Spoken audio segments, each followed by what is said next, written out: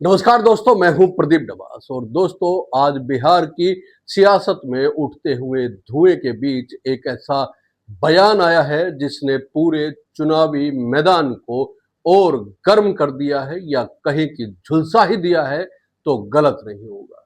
NDA में CM face को लेकर चल रहा सस्पेंस क्या आखिरकार खत्म हो गया है?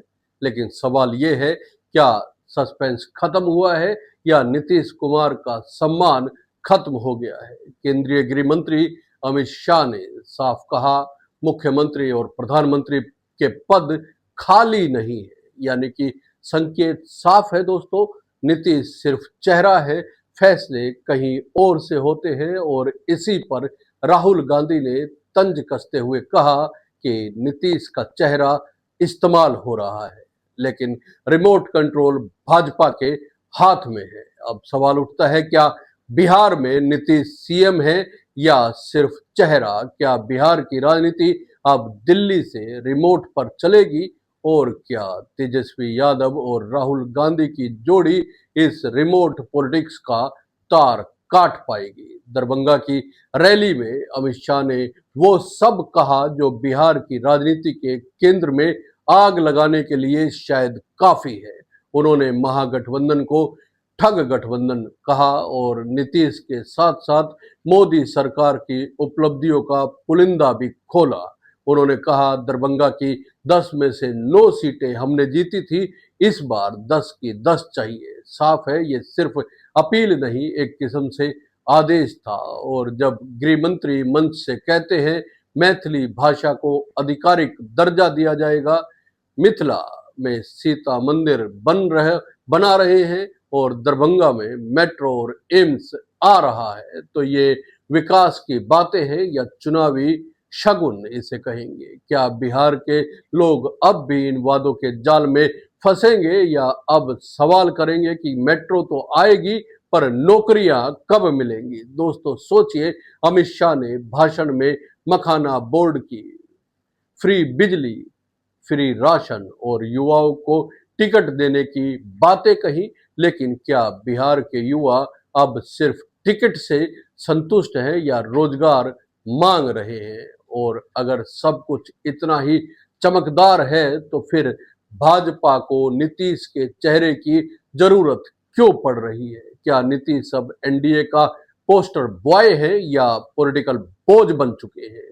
अब जरा चलते हैं मुजफ्फरपुर, जहां राहुल गांधी ने वही कहा जो एनडीए नहीं सुनना चाहता था।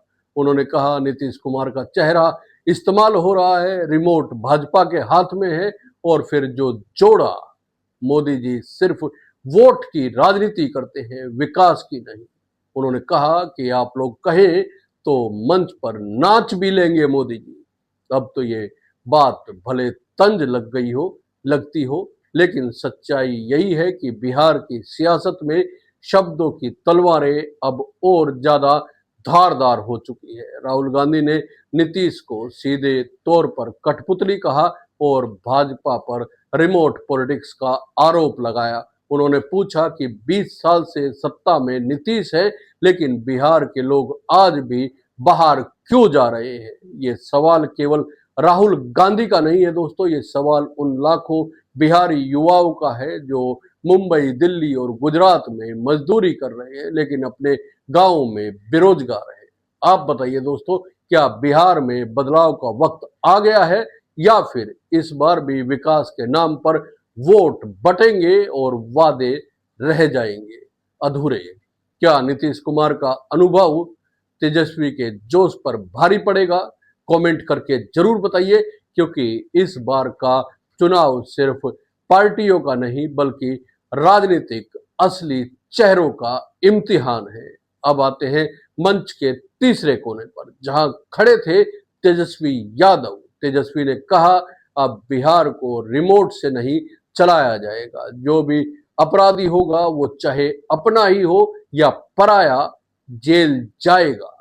तेजस्वी की आवाज में गुस्सा था, लेकिन साथ ही एक चुनौती भी कि बिहार को अब कोई बाहरी रिमोट से नहीं चला सकता। तेजस्वी बोले, सरकार आने पर सिलेंडर 500 रुपए में देंगे, हर घर में नौकरी होगी, संविदा कर्मियों को स्थायी करेंगे। अब सवाल ये है, क्या बिहार का मतदाता इन वादों पर भरोसा करेगा? जैसे कि कल भी हमने ये सवाल उठाया था कि हर घर में रोजगार देने का मतलब ये होता है कि 2.5 करोड़ लोगों को रोजगार। ये एक जुमला है या एक वादा है जिसे पूरा करने में शायद किसी के भी पसीने छूट जाएंगे। तेजस्वी ने नीतीश कुमार पर करारा प्रहार करते हुए कहा कि निर्णय लेने वाले आदमी को मुखौटा बना दिया गया है। क्या वाकई नीतीश अब खुद फैसले नहीं ले सकते? क्या उनका राजनीतिक सफर अब रिमोट कंट्रोल के साये में खत्म हो रहा है? और उधर सिवान में मंच संभाला यूपी के सीएम योगी आदित्यनाथ। उनका हमला सीधा लालू परिवार पर था। उन्होंने शहाबुद्दीन के बेटे ओसामा को निशाना बनाते हुए कहा, जैसा नाम वैसा काम, यानी अपराध और राजनीति का वही पुराना गठजोड़। योगी ने कहा, डबल इंजन सरकार बिहार में जंगल राज की वापसी नहीं होने देगी। अब सोचिए दोस्तों, अगर योगी आदित्यनाथ को बिहार के मंच से ये चेतावनी देनी पड़ रही है, तो क्या बिहार में भाजपा को अब भी डर है कि जंगल राज का भूत फिर लौट सकता है? दोस्तों, अब सवाल आपसे है, क्या बिहार को वाकई डबल इंजन की जरूरत है या एक ईमानदार इंजन की ही काफी हो सकता है? क्योंकि जनता अब प्रचार नहीं, परिणाम चाहती है, और वो परिणाम कौन दे सकता है, ये बिहार की जनता ही तय करेगी। रैलियों के शोर में असली मुद्दे कहीं खो तो नहीं गए हैं, ये सवाल है। बेरोजगारी, पलायन, शिक्षा, स्वास्थ्य, इन सब पर चर्चा कौन करेगा? बिहार की राजनीति में ये चुनाव सिर्फ सत्ता का नहीं, नियंत्रण का युद्ध है। एक तरफ अमित शाह और योगी आदित्यनाथ की जोड़ी है जो केंद्रीय सत्ता का चेहरा है, दूसरी तरफ राहुल गांधी और तेजस्वी यादव है जो स्थानीय अस्मिता की आवाज बनने की कोशिश में है।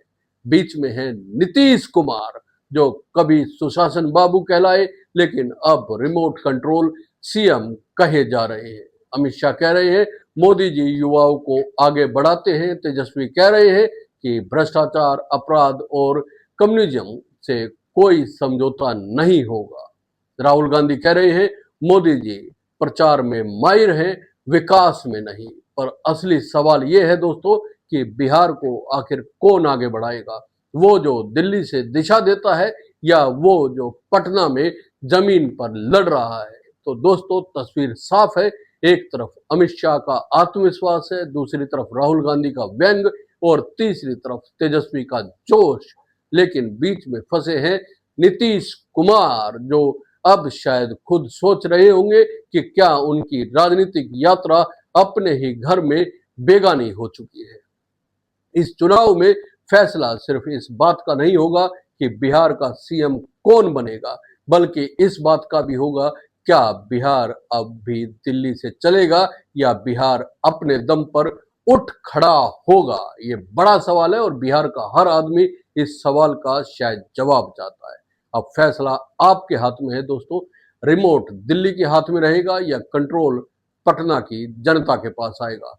कमेंट करके बताइए कि आपकी नजर में बिहार की असली लड़ाई किसकी है, विकास की, सत्ता की या नियंत्रण की? और अगर आपको ये विश्लेषण पसंद आया है, ये टिप्पणी अच्छी लगी है, तो वीडियो को लाइक और शेयर जरूर कीजिए और चैनल को सब्सक्राइब करना मत भूलिएगा, क्योंकि हम यहाँ सिर्फ खबर नहीं, सियासत की सच्चाई दिखाते हैं। जय हिंद, नमस्कार दोस्तों।